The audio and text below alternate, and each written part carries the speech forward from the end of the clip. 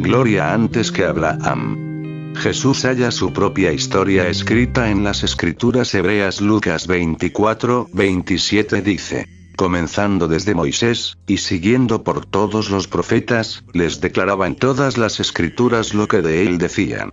Empezando desde Moisés. El rol del Mesías estaba claramente esbozado allí. Nada en el registro divino ha sugerido que el monoteísmo del Antiguo Testamento sería radicalmente interrumpido por la aparición del Mesías. Un montón de evidencia apoyará la proposición de que los apóstoles nunca por un momento cuestionaron la absoluta singularidad o unicidad de Dios, o que la aparición de Jesús creó algún problema teorético acerca del monoteísmo. Es por lo tanto destructor de la unidad de la Biblia al sugerir que en uno o dos textos en Juan, Jesús trastocó su propia declaración de fe de que el Padre era el único Dios verdadero. Juan 17:3, o que él se transportó lejos fuera de la categoría de un ser humano, hablando de una existencia consciente desde la eternidad. Desde luego que su oración por la gloria que tuvo antes que comenzara el mundo, Juan 17:5, puede fácilmente ser entendida como un deseo por la gloria que ha sido preparada para él en el plan del Padre. Veamos que la gloria que Jesús deseó para los discípulos ha sido también dada, pero ellos aún no la han recibido.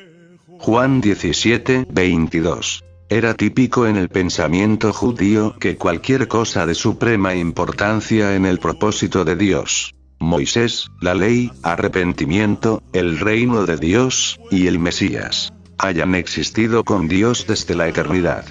En esta beta Juan puede hablar de la crucifixión como habiendo ocurrido antes de la fundación del mundo. Apocalipsis 13:8. Pedro, escribiendo tarde en el primer siglo, aún conoce de la preexistencia de Jesús solo como una existencia en el preconocimiento de Dios. 1 Pedro 1:20. Sus sermones en los primeros capítulos de los Hechos reflejan exactamente la misma opinión. Pero, ¿qué del texto favorito probatorio en Juan 8:58 de que Jesús existió antes que Abraham? ¿Acaso Jesús después de todo confunde todo, diciendo por un lado que el Padre solo es el único Dios verdadero? Juan 17:3, 5, 44. Y que él mismo no es Dios, sino el Hijo de Dios. Juan 10:36. Y por otro lado que él, Jesús, es también un ser no creado. ¿Acaso él define su rango dentro de las categorías reconocibles del Antiguo Testamento? Compare Juan 10:36 y Salmo 82:6. 2:7 solo para plantear un acertijo insoluble diciendo que él ha estado vivo antes del nacimiento de Abraham. ¿Es acaso el problema trinitario el que debe erigirse debido a un simple texto de Juan? ¿No sería más sabio leer Juan 8:58 a la luz de la declaración posterior de Jesús en 10:36, y en el resto de la Escritura? En la atmósfera completamente judía que penetra el Evangelio de Juan, es muy natural pensar que Jesús hablara en términos que fueron corrientes entre aquellos entrenados en la tradición rabínica. En un contexto judío, el sostener preexistencia no significa que uno está afirmando ser una criatura increada.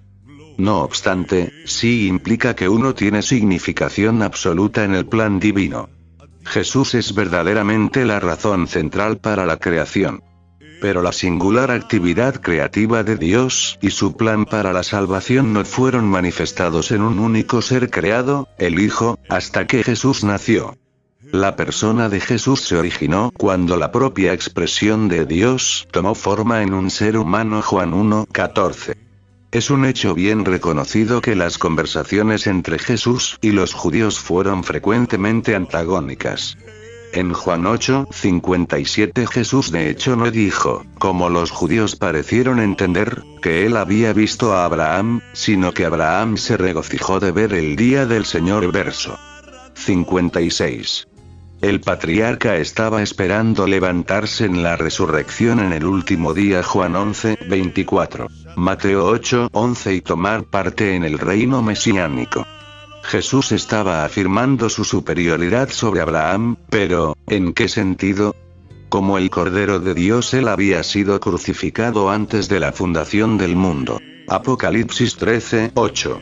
Primera Pedro 1:20. No, por supuesto, literalmente, pero en el plan de Dios. De esta manera también Jesús será antes que Abraham.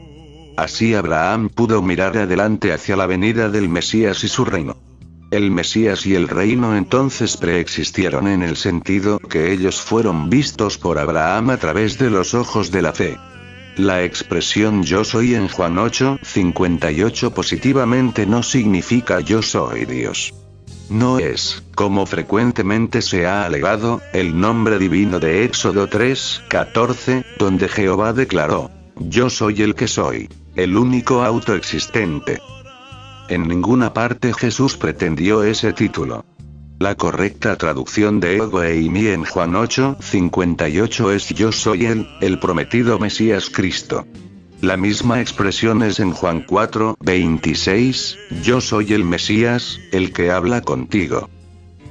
Antes que naciera Abraham, Jesús fue preconocido ya destinado desde antes de la fundación del mundo, pero manifestado en los postreros tiempos por amor de vosotros, 1 Pedro 1:20.